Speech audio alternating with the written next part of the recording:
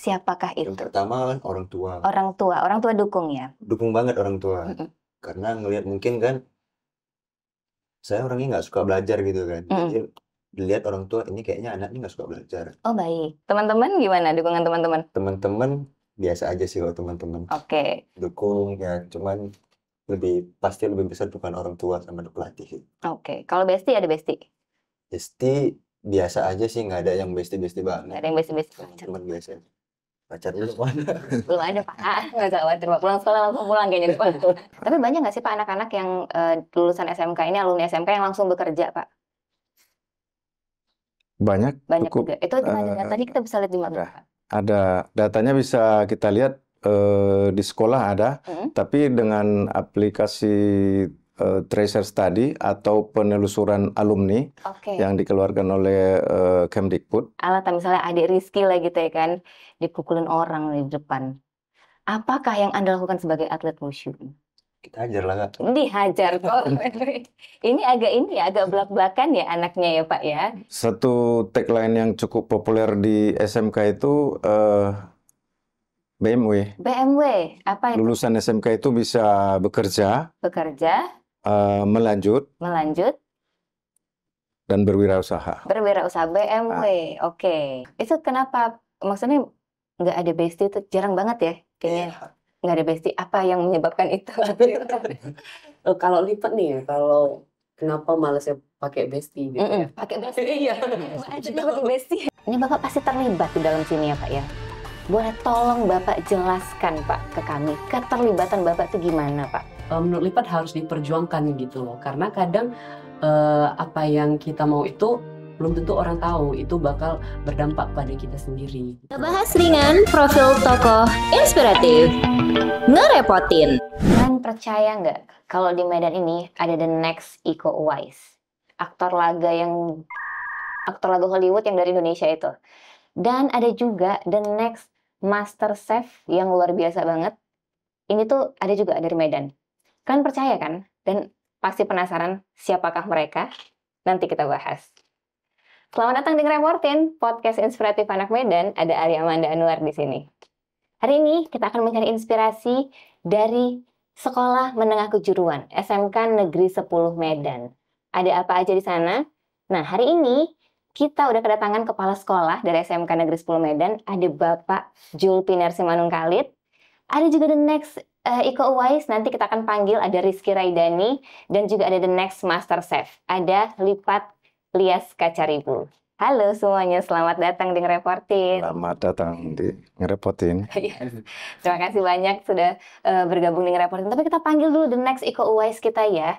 Ada Rizky. Boleh gabung sama kita di sini? Ini kita biar ngobrolnya rame-rame ya. Nah, ini dia. Halo. Halo, aku takut disilat ya Dan. Oke, ini aku penasaran banget ya, obrolan kita hari ini bakalan seru banget. Ini rame di studio ya kan. Tanpa berlama-lama lagi ya, Ale mau mulai sekarang langsung aja ke kepala sekolah kita dulu. Oke? Siap. Siap Bapak? Siap. Oke. Bapak Julpiner. Bapak ini adalah kepala sekolah SMK Negeri 10 Medan. Benar. Benar ya Pak? Benar. Oke. Ini kalau kita lihat-lihat ini Pak, anak-anak Bapak ini terindikasi. Tapi ini bukan terindikasi geng motor ya Pak ya. Anak-anak Bapak ini terindikasi memiliki ciri-ciri sebagai generasi emas Indonesia. Ini Bapak pasti terlibat di dalam sini ya Pak ya. Boleh tolong Bapak jelaskan Pak ke kami, keterlibatan Bapak itu gimana Pak?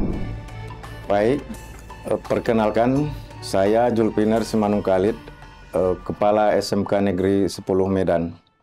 Seperti yang Mbak Alia sampaikan tadi, benar ada keterlibatan saya sebagai Kepala SMK Negeri 10 Medan dalam hal keberhasilan dari anak-anak kita ini. Dan sebagai kepala sekolah, kita memiliki tim manajemen yang kesemuanya berperan aktif sesuai dengan bidang masing-masing. Jadi bagaimana menciptakan suasana belajar, iklim yang kondusif, sampai dengan peralatan prakteknya, bahan prakteknya, Dengan demikian juga ditopang oleh guru-guru yang kompeten sesuai dengan bidangnya. Oke, ini kami udah mengumpulkan data-data ya Pak ya. Kalau anak-anak Bapak ini ada Lipat yang memenangkan banyak banget kompetisi kuliner ya Pak. Ada juga Rizky yang udah memenangkan Barongsai Ya. World Championship. Ya. Nah itu Bapak di sekolah itu apa yang Bapak buat gitu sampai mereka ini bisa jadi anak-anak yang unggul Pak? Baik, terima kasih. Di sekolah kita di samping melakukan pembelajaran sesuai dengan kurikulum yang ditetapkan oleh pemerintah, kita juga melaksanakan ekstrakurikuler untuk mengakomodir dan mengarahkan minat dan kemauan siswa. Jadi anak-anak ini ketika menamatkan studinya diharapkan tidak hanya memiliki kompetensi sesuai dengan jurusannya, tapi boleh ditopang oleh keahlian-keahlian yang lain, seperti misalnya di bidang olahraga, bisa memperoleh juara. Yang terakhir, anak kita Rizky mendapatkan medali emas di PON 21 yang baru tahun lalu dilaksanakan di Sumatera Utara. Demikian juga anak kita Lipat, ini luar biasa, beberapa kali memenangkan lomba, khususnya di bidang kuliner. Dan yang terakhir, juara 1 lomba masak yang dilaksanakan di Pekan Raya Sumatera Utara,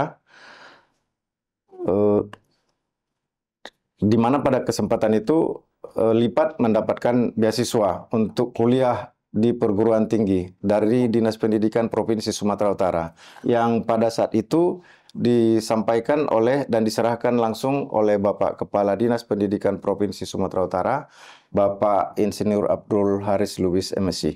Oke, keren banget sih anak-anak Ya, Bapak ini ya keren. kan, luar biasa ya. Jadi memang sekolah mendukung banget ya Mendukung semua banget. potensi anak-anak didukung dari sekolah ya Pak ya. Ini memang ternyata kecurigaan kita kalau Bapak ini terlibat sebagai dalang dari orang yang menciptakan anak-anak berprestasi ini bener ya ternyata warga Kerepotan. Nah ini udah terjawab semuanya. Benar. Pak Inal pengen ke Lipat dulu boleh? Siap. Ini, Pak? Lanjut. Lipat sih, biar serem ya Lipat ya. Lipat Lias Kaca Ribu, bener. Benar. Oke, Lipat ini kan kalau misalnya Bapak tadi cerita udah mendukung banget ya anak-anak untuk punya potensi itu digali banget ya dari sekolah gitu. Nah, Ale pengen tanya sama Lipat, ada nggak sih orang-orang lain yang terlibat dalam pembentukan diri Lipat jadi kayak yang sekarang ini gitu? Tapi tunggu, jangan dijawab dulu. Ini Ale ada yang Ale penasaranin kali nih. Kenapa Lipat itu terjunnya ke dunia kuliner? Ya kan? Ini sejak kapan Lipat ngerasa ini kayak dunia kuliner ini udah jalan hidup aku gitu? Itu dulu deh dijawab. Oke, kalau menurut Lipat sendiri ya, kalau Lipat sukanya di fashionnya di bidang kuliner itu sebenarnya mulai dari SMP kali ya. Terus atas dasar dukungan dari mama juga. Tapi dari dulu papa nggak pernah setuju sih, karena mungkin melenceng kali ya dari kakak sama abang-abang itu kan. Oke, itu Jadi- kakak-kakak sama abang apa kegiatannya? Oh, profesinya? mereka ngikut ke itu semua, papa semua. Mm-mm. Dia peternak sapi kan. Oh oke, Bahkan dulu memang papa aja mintanya Lipat itu ke ini jadi dokter hewan. baik. Bagus buat ini kan peternakan Bahkan kan. Lipat aja nggak paham di dokter apa-apa aja. Heeh. Lipat itu di pelajaran umum nggak ada apa-apa kan. Nggak ada Lipat cuma bisa masak titik. Tapi waktu SMP tuh senang masak gitu. Iya bener. Apa yang maksudnya tiba-tiba apa bantuin mama atau memang tiba-tiba cering bangun pagi aku suka masak gitu kan nggak mungkin gitu ya? Oh kalau awalnya memang bantuin mama sih. Oh gitu. Iya kok kayak asik gitu masak gitu. Terus tiba-tiba mama bilang aku pengen banget deh kalau kamu lanjut di bidang kuliner gitu. Oh gitu. Pak mau lanjut kan kemarin tapi ya gimana papa nggak setuju Nah masuk itu gimana tuh? Iya nggak setuju Akhirnya. tiba-tiba masuk SMA Ah, pas pengetahuan Lipat dimasukin ke SMA tiba-tiba Oke. masuk Itu kayak mana perasaan Lipat waktu Aduh. itu? nervous tiba-tiba masuk ke IPA kelas favorit pula unggul jadi mereka semua pinter-pinter Lipat sendiri yang bodoh kan? Baik. Terus kayak sebulan kayak Lipat merasa ini nggak bisa ini gitu loh baru langsung bilang deh lapor ke BK gitu Mm-mm. Lipat nggak suka di sini, tapi mama nggak mau keluar Lipat dari sini, tolong Pak gitu. Oke, minta bantuan. Minta bantuan Ini sama guru bagus, BK. bagus banget ya. Ini berarti minta bantuannya langsung ke guru BK ya. Iya bener. Baru setelah itu kemarin ditelepon lah mama, baru oh di rumah Lipat kena marah, kena maki. Habis itu, Baru dipanggil ke sekolahnya kemarin SMA, baru udah sekian berbincang-bincang, guru SMA-nya saranin memang masuk SMK aja gitu. oke, dia kayak udah nggak bisa lagi ditolong deh Iya. waktu itu di sini gitu ya. Jadi Iya. akhirnya pindah ke, Kemarin daftar ke SMK Negeri 10 kebetulan keterima. oke, jadi akhirnya diizinkan lah sama Bapak untuk masuk. Iya, karena kebandelan sendiri jadi diizinkan. Baik, baik. Tapi harus tahu kan orang tua kayaknya. Awalnya nggak harus tuh, Awalnya tapi enggak, tapi akhirnya sekarang udah ya. udah. Karena udah banyak prestasi juga Iya. kan. Jadi apa ya, orang tua juga ngeliat, oh ternyata memang anaknya serius nih gitu di dunia kuliner ya. Iya. Itu dia, ini next master chef kita ya Pak ya, dari SMK 10. Mudah-mudahan. Mudah-mudahan ya, asik banget. Ini apa namanya, kalau Lipat tadi aku dengar orang tuanya punya bisnis peternakan. Iya benar. Jadi mungkin diarahin ke dunia kuliner supaya nanti Lipat yang masak, sapinya dari orang tua gitu ya kan. Jadi kayak buka rumah makan gitu nggak sih nanti kalian? Iya boleh sebenarnya. Sampai sekarang juga bakal Lipat masak kalau orang itu potong sapi. Oh gitu. Jadi Lipat yang sering mengolah. Jadi kayak kalau ada misalnya kayak hari raya gitu, jadi ada sisa daging, Lipat pulang dong masak gitu. Oh, Anda disuruh pulang hanya untuk masak. Iya. Jadi memang, tapi kok belum pernah kedapatan sih masakan Lipat. Kayaknya habis dari sini. Jangan cuman orang tua dan aku juga ada. Ada daging masakan Lipat gitu, aku ready. Aku siap jemput ke sekolah. Oke, Lipat. Siap. Ini kalau gitu aku pindah ke Rizky dulu boleh nggak sih? The next Iko Uwais ya. Tapi Rizky ini apa ya? Pernah nggak sih Rizky itu kayak sparring sama bayangan sendiri gitu kayak di film-film kungfu gitu Ki? Ya nggak pernah lah, Kak. Enggak ya, atau kalau misalnya jangan-jangan ini dia ini muridnya siapa? Wong Fei Hung. Itu yang tendangannya tanpa bayangan itu. Iya Ki? Enggak lah. Enggak juga. Oke. Tapi ini kenapa Rizky ini tertarik ke dunia barongsai? Itu kan kayaknya nggak anak muda banget gitu ya. Apa yang bikin Rizky tertarik gitu? Tertarik barongsai ini karena saya sendiri suka olahraga gitu kan. Barongsai kan sekarang udah masuk olahraga. Nah, yang paling saya suka dari barongsai ini pertemanannya dan budaya juga kan. Jadi saya lumayan suka apa ya? Hal-hal yang berbau budaya gitu Iya, ya. kayak Oke. melestariin budaya gitu. Apalagi kan kalau Imlek, ya Nah itu aku tadi mau nanya, Rizky tuh kalau pertama kali ngeliat barongsai itu yang dilihat gerakannya atau angpaunya gitu. Siapa tahu kan langsung dilirik tuh, oh, angpaunya gitu. tanpa musik. Jujur sekali ya. Itu juga yang aku pikirin sih Rizky. Kalau ngeliat barongsai itu kayak kesannya apa ya? Memang apa ya, gerakannya itu luar biasa, Iya. bagus banget kan. Tapi ada bonusnya tadi Iya, itu ya kan. Lumayan ya, butuh manajer nggak Rizky? Kira-kira aku ready oh Rizky. Rizky, kalau di barongsai ini kan banyak banget gerakan-gerakan yang ini ya, ekstrim-ekstrim ya. Apa sih namanya itu, koreografi nggak sih? Namanya apa tuh gerakannya? Apa ya? Kita sebutnya apa ya? Iya sih. Koreografi lah kita sebutin. Iya. Pernah nggak sih Rizky tuh ada pengalaman latihan terus habis itu apa ya, bikin kesalahan fatal gitu pas latihan? Pernah sih, pasti ada ya namanya latihan, pasti ada salah. Pas perform pun bahkan juga ada salah. Oh iya, itu gimana tuh? Kayak tiba-tiba terpelekok gitu misalnya. Kan kalau saya, packing saya ini kan ada yang pernah lompat dari atas meja, lompat salto ke bawah. Oh oke, baik. Oh iya itu ada tangga-tangganya gitu kan. Pas lompat itu ternyata saya nggak seimbang gitu. Terus ya udah jatuh, guling ke belakang. Nah itu si barongsainya kabarnya gimana? Terguling juga? Barongsainya aman. Oh barongsainya aman. Saya aja ya. Kok lebih mikirin barongsainya ya? Ya dilihat orang kan, ya malu juga, namanya lagi perform terus gagal gitu kan. Nah dari situ saya mulailah belajar kan, mikir ini gimana salahnya nih. Nah dari situ mulai mikir gimana caranya supaya nggak gagal nih. Saya latihan lagi, tanya sama guru saya kan, ini apa nih solusinya? Karena memang agak susah itu karena dari meja yang ditumpuk dua, Mm-mm. nah saya lompat salto ke belakang. Itu Rizky, kalau barongsai itu kan ada yang bagian kepala, ada bagian tangan. Tangan ada nggak sih? Ada Nggak bagian ada, kaki. ada Nah, kepala sama. kepala sama ekor dong. Wah, nah Rizky itu di bagian mana? Kalau saya packing saya itu bagian dari pawangnya mereka lah istilahnya. Oh, packing sai namanya. Iya, packing saya benar. Oke. Nanti boleh di-search ya, warga kerepotan packing sai itu bentuknya kayak gimana. Soalnya aku nggak bisa jelasin. Jadi packing sai itu dia pawangnya. Heeh. Oke. Paw- Isinya 2 orang juga. Pawangnya sendiri, packing saya kan terdiri dari 2 orang, kepala Oke. ekor, ada Heeh. 2 packing saya.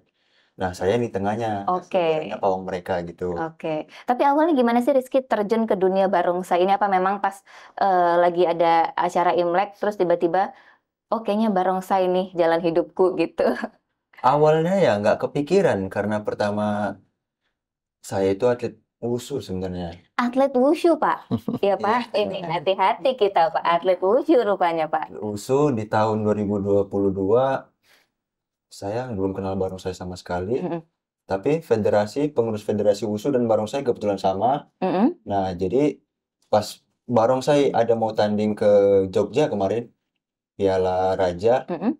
Nah, mereka butuh orang. Mm. Nah, mereka butuh orang yang bisa salto-salto gitu. Oh, jadi memang spesialis salto-salto. Aku lagi sering banget tau gak sih lihat di Instagram tuh yang orang perindavan itu. Ah, Cewek tuh langsung salto iya, gitu ya. iya. Yang begitu-begitu Iya, awalnya. Oh, oke, awalnya gitu. baik. Nah, dapatlah saya masuk. Itu latihan sekitar 2 bulan, 3 bulan. Alhamdulillah tanding di Jogja, dapat juara 3. Mm. Nah, kan dari situ kan kenal lah itu sama anak-anak barongsai yang lain. Mm. Situ mulai ditawarin Mm-mm. Untuk masuk. jadi tim tetap di situ. Untuk masuk. Kamu mau nggak ikut barongsai gitu? Kalau saya pikir boleh juga sih dicoba-coba, kenapa enggak gitu kan? Awalnya saya coba-coba, berarti bener ya Pak? Awalnya saya coba-coba itu bener ya. Terus ya udah deh lanjut main barongsai. Itu kalau nggak salah saya main untuk acara Imlek kemarin Oke. karena acara tanding itu kan di Jogja 2022 bulan 10 kalau nggak salah. Nah, itu kan udah mau tahun baru, Mm-mm. udah mau tahun baru Imlek juga. Jadi saya masuk barongsai, dilatih untuk main Imlek. Nah, di situ mulai terus lanjut Oke, sampai kenal barongsai. sampai sekarang. Iya, Dan ada di packing site tadi. iya. Awalnya nggak langsung masuk ke packing saya, masuk ke barongsai biasa dulu. Oke. Oh, jadi barongsai itu ada 2 ya, guys ya. Iya, Ada yang packing site dan barongsai biasa. iya. Buat yang pengen tahu banyak informasi tentang barongsai nanti boleh ngobrol-ngobrol sama Rizky. Rizky Instagramnya di mana? Boleh nama Instagram saya Rizky_Raidani. Rizky_Raidani untuk ngobrol-ngobrol soal barongsai dan ngobrol-ngobrol soal masakan-masakan boleh ke Lipat di mana Instagramnya? Oh, lipat beneran, N-nya 4. Lipat beneran. Oh, lipat tulisannya bener lipat beneran. Iya, lipat beneran, Baik. N-nya 4. Rupanya ada lipat yang nggak beneran. Akunnya lipat beneran. Kalau yang SMK 10 Pak, Instagramnya apa Pak? SMK Negeri 10. SMK Negeri 10 aja. Ya. Bener ya, ntar kita tag di sini ya. Nah, buat kalian warga Medan, warga Kerepotan yang pengen tahu juga informasi seputar Kota Medan maupun mancanegara, boleh banget kalian follow sosial medianya kita. Ada Instagram, ada TikTok, ada juga satu lagi kita punya Facebook. Nanti nih bakal dibawa barongsai. Jalan-jalan di sini Instagram, sosial medianya kita. Tadi aku punya pertanyaan yang belum dijawab nih sama Lipat sama Lipat ya, sama Rizky juga. Selain tadi ya, Pak Julpiner dan guru-guru di sekolah di SMK 10 sama Mama juga tadi ya, itu kan orang-orang yang terlibat untuk membentuk karakternya si Lipat kayak yang sekarang ini. Selain mereka, adakah orang-orang lain yang berkontribusi di dalam hidupnya Lipat sih? Berat banget ya sebenarnya untuk membentuk Lipat jadi yang sekarang ini gitu. Siapa ya? Kayaknya nggak ada sih. Nggak ada orang nih, nggak ada teman-teman gitu. Oh, kalau temen ya sekedar temen gitu loh. Teman sekedar teman gitu. Yang lebih-lebih nggak ada. Lebih dari teman gitu. Boleh nggak sih Pak anak-anak punya ini Pak? Takutnya ketahuan Bapak nanti ya. Gak apa jujur aja deh. Nggak ada. Nggak ada. Tapi kalau teman ya teman main aja gitu. Bestie ada nggak? Pasti nggak. Ada temen deket tapi nggak terlalu deket gitu lah. Oh pokoknya. gitu. Teman-teman main biasa aja. Iya, teman-teman main biasa, teman-teman masak ya. Itu kenapa? Maksudnya nggak ada bestie itu jarang banget ya kayaknya. Nggak ada bestie. Apa yang menyebabkan itu? Kalau Lipat nih ya, kalau kenapa malasnya pakai bestie gitu ya. Pakai bestie. Iya. Aja pakai bestie. Bareng bestie gitu, punya bestie lah. Iya, sih. Lipat malas ketergantungan sama orang gitu loh. Oh, oke. Lipat nih independen banget pokoknya gitu ya. Pokoknya kayak Lipat itu kalau pulang sekolah ya nggak perlu ada yang misalnya ayo ke sana dulu. Oh. Jadi ya udah kalau pulang sekolah misalnya kalau Lipat mau ke sana, kalau mau pulang ya pulang, kalau masak Oh, gitu. oke, jangan atur-atur aku gitu. Aku tidak mau diatur-atur gitu. Iya benar. Oh, agak repot ya. Jadi kalau misalnya mau masak ya kadang-kadang diajakin teman nongkrong ke distract gitu. Iya, terus kadang kan kita kayak nunggu mood orang itu kayak susah banget, paling males. Oh, oke. Makanya kayak misalnya kita mau masak kan, tapi moodnya nggak bagus buat masak gitu. Oh, oke. Jadi Jadi nggak suka, baik masak sendiri udah selesai Baik. gitu. Aku Kalau selesaikan bagi-bagi, itu selesai sendiri. bagi. Oke. Aku dong, jangan lupa. Nomor handphone aku di-save nanti lagi. Oke.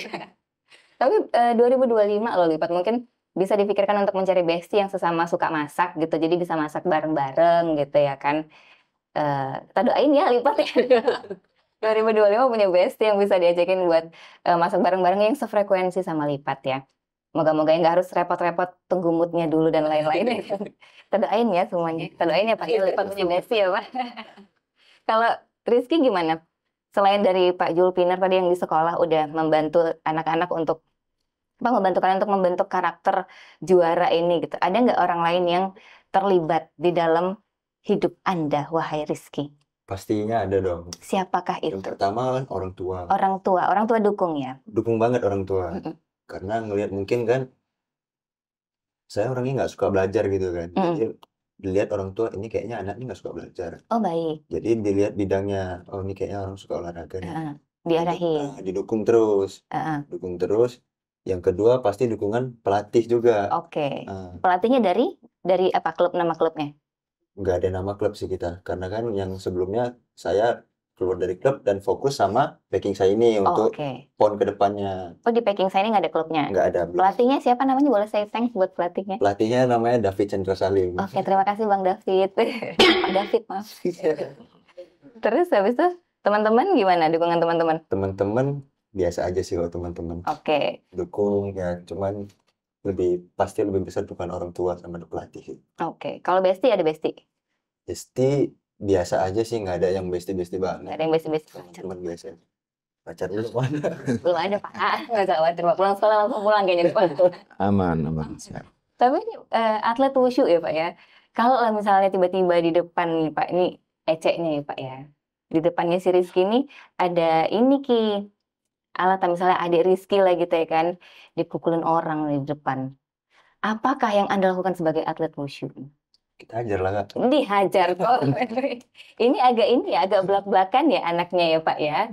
Ini nanti boleh kita tanya-tanya lagi soal kebelak-belakannya Rizky ini ya Pak. Pak, tapi ini ada pengen balik lagi ke Pak Julpiner. Bapak udah 6 bulan. Siap. Anak Bapak seru-seru banget rupanya ya Pak ya. Suruh. Terus Pak, ini kan anak-anak Bapak ini udah punya karakter positif banget ya Pak. Udah mandiri banget. Lipat mandiri di segala hal banget ya. Dia independen, all out banget independennya. Rizky juga udah mandiri banget. Habis itu anak-anak Bapak udah ready banget nih kayaknya untuk masuk ke dunia industri gitu ya kan Pak. Nah, ini Ale pengen tanya apa sih Pak keunggulannya sekolah kejuruan ini dibandingkan sekolah non kejuruan Pak? Baik, terima kasih. SMK itu adalah sekolah kejuruan. Beda halnya dengan SMA. Jadi kejuruan itu dipersiapkan untuk memang benar-benar kompeten sesuai dengan bidangnya masing-masing. Jadi target kita bagaimana menjadikan anak itu kompeten sesuai dengan bidangnya, berdisiplin baik, jujur, kemudian sudah pasti karakternya baik. Berkarakter baik, berkarakter baik, ya. Benar ya Pak. Tapi Pak, kalau memang anak-anak SMK ini apakah benar kalau mereka langsung selesai tamat sekolah tuh bisa langsung masuk ke dunia industri? Benar nggak sih Pak? Boleh. Selama ini yang kita lakukan, kita menjalin kerjasama dengan para pelaku-pelaku industri, sehingga nanti mereka kita harapkan siap menerima. Ketika anak-anak kita ini selesai menamatkan studinya, mereka bisa bekerja di industri yang sesuai. Oke. Nah, Tapi banyak nggak sih Pak anak-anak yang lulusan SMK ini, alumni SMK yang langsung bekerja Pak? banyak, Banyak cukup. juga. Itu tadi kita bisa lihat di mana ada. Pak? Ada datanya bisa kita lihat di sekolah ada, tapi dengan aplikasi tracer study atau penelusuran alumni Oke. yang dikeluarkan oleh Kemdikbud, bisa Jadi kita bisa lihat. kelihatan Ya. di situ ya Pak ya. Pak, tapi kan kalau kita cerita ya Pak ya, isunya kan anak-anak SMK ini apa ya? Mungkin kalau misalnya tamat sekolah itu karena nggak melanjutkan ke kuliah banyak kan ya Pak ya. Jadi kan mungkin dianggap nggak bisa dapat posisi yang jadi pejabat atau apa yang harus punya titel gitu, yang harus kuliah dulu gitu. Itu Bapak nanggepinnya gimana Pak? Itu sesuatu hal yang perlu kita luruskan. Jadi SMK itu dipersiapkan bukan hanya untuk bekerja saja. Nah, setelah tamat dari SMK, satu tagline yang cukup populer di SMK itu BMW. BMW, apa itu? Lulusan SMK itu bisa bekerja, Bekerja, melanjut, dan berwirausaha. berwirausaha BMW, oke. Jadi ketika seseorang anak ingin melanjutkan kuliahnya dengan harapan nanti untuk bisa seperti teman-teman yang lain yang sudah duduk di bangku kuliah dengan berharap menjadi seorang sarjana, boleh. Nah, itu dibuktikan setiap tahunnya siswa-siswa kita beberapa diterima di perguruan tinggi negeri sesuai dengan jurusannya. Baik itu melalui jalur SNBP, Seleksi Nasional Berbasis Prestasi. Ada yang diterima di USU, di Unimed, dan juga di perguruan tinggi negeri yang lain di Indonesia. Jadi boleh melanjutkan pendidikannya ke perguruan tinggi bila itu memang minat dan kemauan dari anak itu sendiri.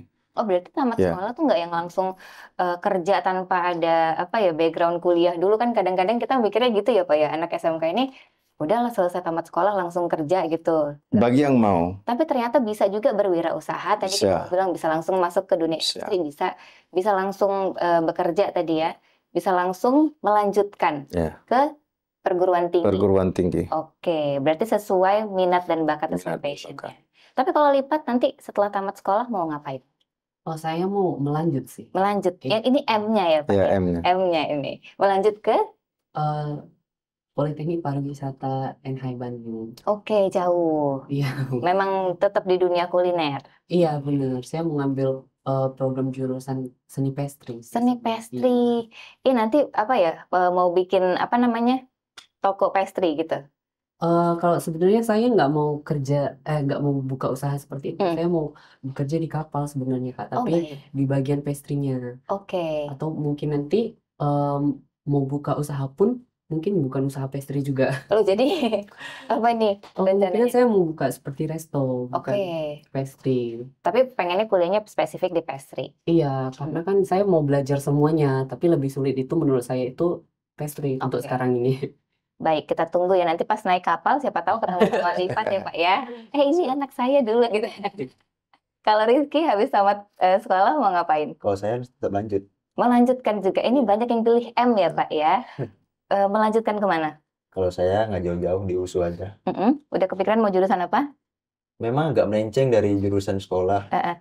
Pertanian. Pertanian. Oh, sekarang sekolah jurusan apa? DKV kebetulan. Baik, Pak ini anak DKV, olahraganya barongsai, nanti kuliah mengambil pertanian. Kita lihat apalagi gebrakannya dari Boleh saja. Ya, Pak, ya. Boleh saja. Banget, memang. Tapi aman-aman aja ya Pak ya.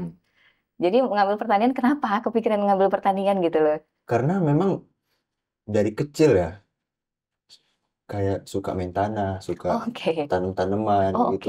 Main masak-masakan nggak sih dulu masih kecil? Iya. Iya kan? Kayak apa aja ditanam, kayak jumpa biji cabai mungkin ditanam. Mama ngeliat situ kayaknya suka ya sama gini-ginian gitu.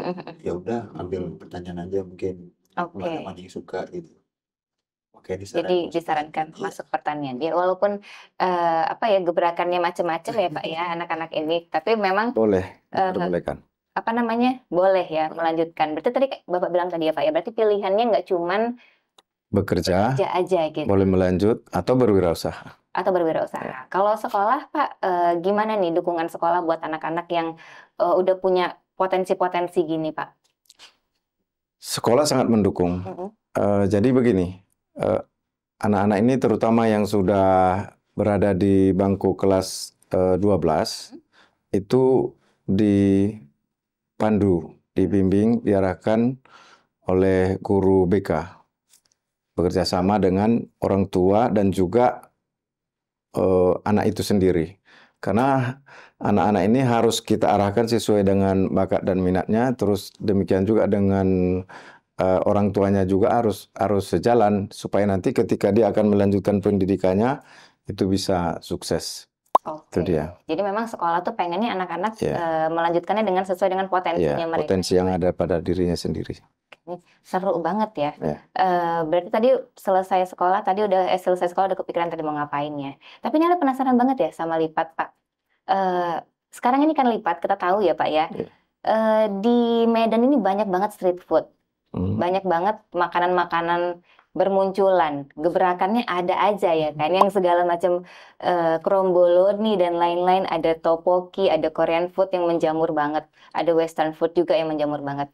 Kira-kira lipat kepikiran nggak sih one day itu bikin makanan signature dari Medan gitu. Jadi kalau orang datang ke Medan mau makan apa ya? Oh, mau makan di rumah makan lipat. Karena cuma masakan itu otentik, punya lipat dan itu memang jadi signature kota Medan nanti. Oh, kalau untuk lipat sendiri memang lipat ada kepikiran untuk buat seperti itu. Sekarang aja lipat udah menciptakan 2 resep ya, itu cookies. Yang satunya sendiri kemarin yang udah mendapati juara kedua itu di Politeknik Pariwisata Medan, itu kemarin lipat buat cookies dari daun ubi. Cookies daun ubi. Iya, Udah daun ubi nggak ditunggu lagi sekarang ya. Bener, makanya Cookies. orang juga kadang kalau dengernya agak shock ya. Iya sama, aku juga Iya. shock. Mungkin ada 100 orang yang aku bilang pasti shock gimana bentukannya. Tapi pas dikasih, oh kok enak gitu. Bapak cobain nggak itu cookies daun ubi itu? Ada, kemarin diantar ke ruangan saya. Oke, baik. Gimana Pak rasanya, Pak? Enak, Enak ya? keren. Aku denger-denger aja nih, Pak. Belum cobain. Nanti diantarin ke Iya. ngerepotin juga. Bapak paham deh. Jadi itu biskuit daun ubi ya, bisa jadi signature-nya dari kota Medan juga ya. Bener. Kemarin itu tipikal cookiesnya yang hard kemarin. Kan kemarin kan lagi-lagi viral soft cookies. Jadi lipat kepikiran kalau soft cookies itu pasti biasa aja gitu.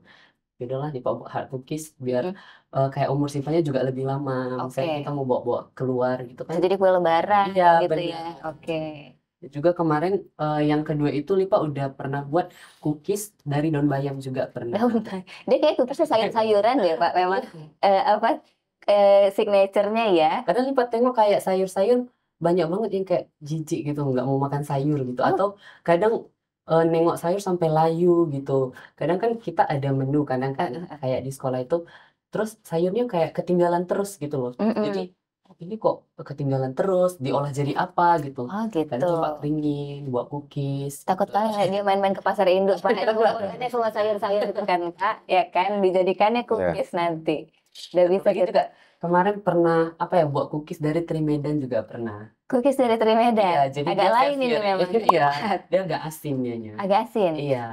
Itu Tadi dua kan dia manis kan. Lipat kalau manis-manis terus kayak agak bosan gitu juga kan. Karena ada teman Lipat juga yang nggak suka kayak terlalu manis. Jadi Lipat kasih teri Medan. Jadi dia lumayan enak. Kalau aku suka sih manis-manis suka. Aku yang manis-manis nggak apa-apa. Tapi teri Medan itu aneh banget ya Pak ya. Jadi anak Bapak ini Pak agak lain memang gerak-geriknya ya Pak ya, gebrakannya. Berlipat-lipat. Berlipat-lipat benar. Dan dia ini Pak juga ini ya kegiatannya Lipat ada kegiatan daily work ya di. Iya, saya biasa kalau ada waktu luang itu saya ngambil daily work di JW Marriott yang di Medan. Yang di Medan di bagian mana tuh di kitchennya? Saya kadang pindah-pindah sih, tapi dulu waktu khususnya internship saya di Asian Kitchen, tetap di Marriott Cafe-nya. Dan kadang juga di Jet pernah, dan juga di Indokids-nya juga pernah. Jadi buat yang ke Marriott ya, Iya. di W Marriott, siapa tahu ketemu Lipat langsung disapa aja. Ini Lipat yang bikin Lipat yang bikin cookies ikan teri itu kan gitu. Aku kayaknya ingat Lipat itu ingat cookies ikan teri itu di luar nurul banget tuh. Kalau Rizky ini kan agak lain juga ini Pak, ya kan Pak? Ini dari cookies rasa apa namanya tadi? ikan teri, kita ke ke barongsai. muda yang suka melestarikan kebudayaan, barongsai. Jadi kalau barongsai ini kan warisan budaya ya kita Iya, bilang. benar. Dan anak-anak muda itu kan Pak kayaknya jarang banget ya yang mau terlibat untuk mewariskan budaya gitu. Tapi anak Bapak loh ada satu ini, Rizky. Kan anak-anak seumuran gitu tuh lebih seneng mabar ya, Iya, benar. main bareng. Heeh. Kalau ini main barongsai. Barongsai. Mabar juga. Tapi bareng-bareng juga ya benar. Iya, benar juga. Main bareng, main barongsai gitu. Gimana sih Ki menumbuhkan rasa untuk mau melestarikan budaya itu gimana tuh?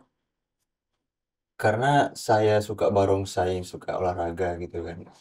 Sekalian, nah, kenapa nggak sekalian aja gitu dicoba main barongsai kan sekalian gitu melestarikan budaya Mm-mm. gitu. Jadi ya main barongsai ini karena suka ya udah lanjutin aja karena sekalian juga kan melestarikan Oke, budaya. sekalian melestarikan budaya Nah, dan mabar tadi ya Pak ya. Mabarnya lebih produktif ini ya Pak ya. Tapi kalau barongsai itu filosofinya apa sih? filosofinya itu barongsai itu kayak apa ya? eh singa yang dari singa kerajaan mungkin Mm-mm. singa utara dari Mm-mm. Cina gitu. Singanya ngapain? Biasanya Apa yang dilakukan singa ini gitu? singa itu biasanya banyak pas Imlek kan. Aha. Itu mengusir roh-roh jahat. Oh gitu. Makanya positif banget Pak dengan Rizky Pak. Nggak ada Iya. elemen-elemen negatifnya Pak gitu. Itu sih biasanya. Oke, jadi barongsai itu memang dia untuk ini ya mengusir Iya, biasanya untuk energi-energi negatif. Oke, jadi itu yang bikin salah satunya yang bikin Rizky tertarik juga ya. iya, Oke, mabarnya produktif banget anak Bapak. Ini juga walaupun independen produktif banget Pak. Pak ini anak Bapak luar biasa banget. Ini baru 2 loh yang ketahuan. Pasti banyak lagi ya Pak ya. Banyak, Di SMK 10 yang punya prestasi luar biasa. luar biasa. Selain Ada banyak. Cookies Teri dan anak barongsai ini pasti banyak banget talent-talent luar biasa dari SMK Negeri 10. Nah ini Pak Ale punya pertanyaan terakhir Pak. Apa nih harapan Bapak untuk para generasi muda kita Pak? Boleh langsung disampaikan ke warga Kerepotan Pak. Harapan kami pada warga Kerepotan, warga Medan, mari jadikan Medan yang kondusif, khususnya para pelajar. Siapkan dirimu dengan keterampilan khusus, kompeten, dan berkarakter baik.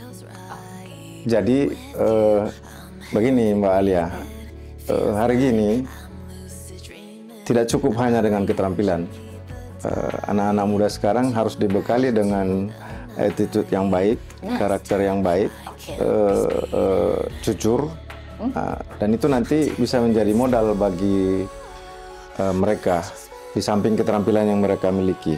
Karena terus terang ada banyak mungkin ya anak-anak muda ini yang kurang berhasil dalam hidupnya karena tidak dibarengi dengan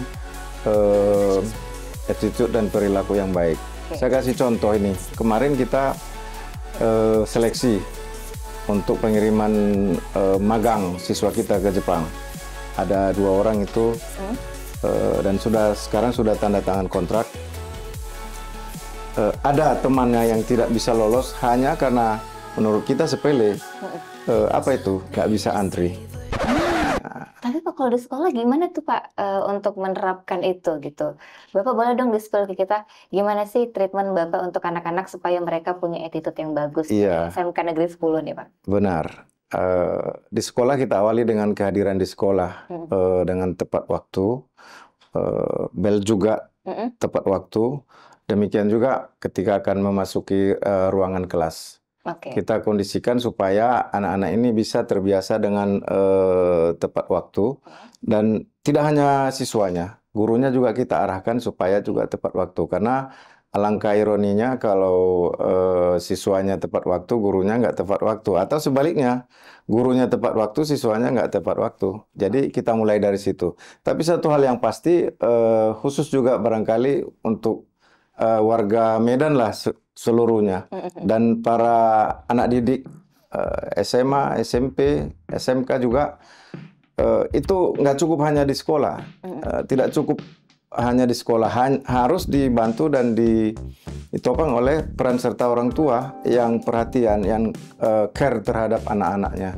Jangan sampai anaknya berangkat ke sekolah lalu pulangnya juga nggak tahu entah jam berapa, tapi itu juga harus dipantau. Jadi mulai dari berangkat ke sekolah sampai ke sekolah, demikian juga pulangnya.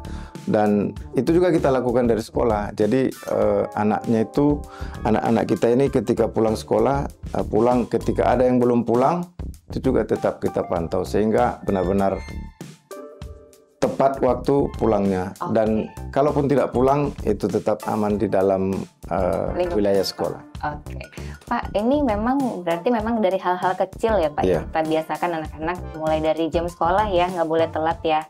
Habis itu masuk sekolah nggak boleh telat, terus habis itu Bapak budayakan guru-guru juga ngasih contoh itu ya Pak? Iya. Kepala sekolah juga ngasih Kita ikutkan gurunya, termasuk kepala sekolahnya. Kepala sekolahnya kan harus tetap juga nyampe tepat waktu. Jangan nanti gurunya disuruh hadir tepat waktu, kepala sekolahnya terlambat. Saya pikir itu nggak matching itu. Ya. Itu jadinya kebiasaan kecil tadi yang dampaknya luar biasa sebenarnya Pak ya.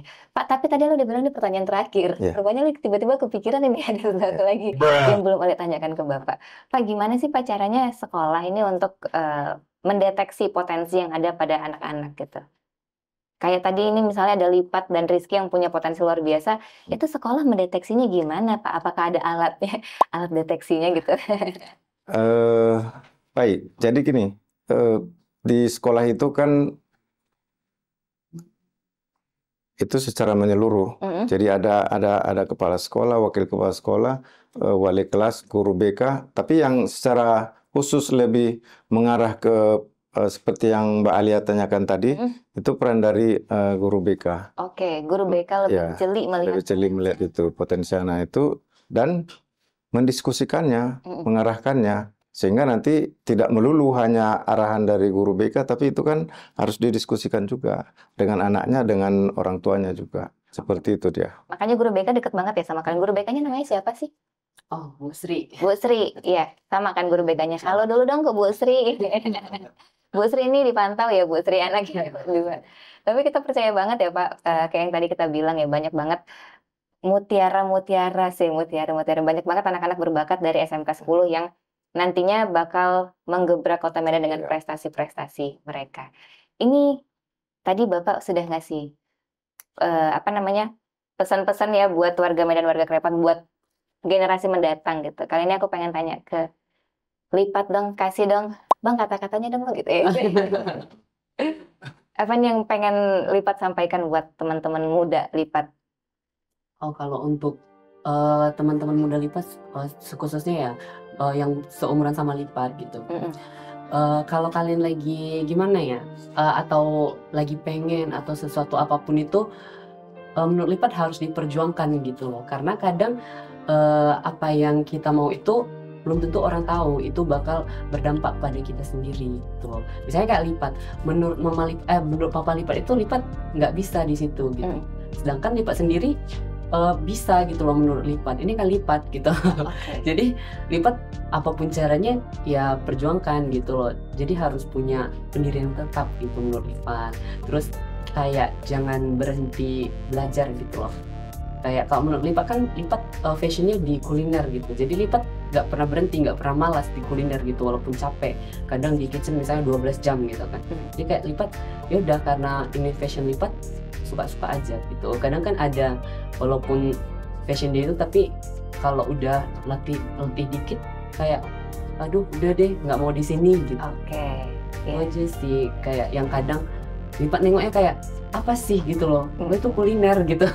Kok bisa-bisanya kerja aja baru 5 jam udah kayak merasa kerja setahun banget di situ nggak istirahat ya kan.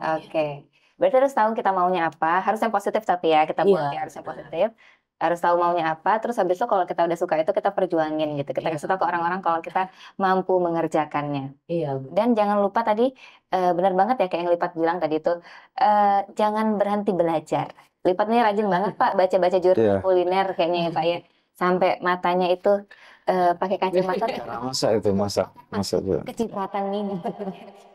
Kalau Rizky, apa nih mau disampaikan buat teman-teman Rizky? Tuh anak-anak Medan ya. Warga Medan, warga Krepan. kalau nggak tahu bakatnya apa, mesti di rumah nganggur kan, coba ikut bareng saya. Siapa tahu jago juga kan. Nah, Nah, boleh tuh. coba ikut bareng saya. Minimal kalau nggak punya bakat banget yang ngumpulin itu lah ya. Waduh, apa angpau ya kan. Ini terima kasih banyak loh, kita ngobrolnya seru banget hari ini. Bapak, Sampai lupa minum. ini bukan air mata loh isi, bukan air hujan juga boleh diminum. Bapak terima kasih banyak sudah hadir ke studio Ngerepotin, sudah bawa Terima kasih. Terima kasih. juga. Kalian berdua teruslah berkarya, kalian gebrak kota Medan ini dengan prestasi-prestasi kalian yang luar biasa. Lipat, jangan lupa cookiesnya. Terima kasih. Terima kasih Bapak. Kami juga menyampaikan terima kasih buat tim Ngerepotin Medan dan warga Medan seluruhnya. Like Ngerepotin. Sik. Jangan lupa ya warga Medan semuanya. Terima kasih.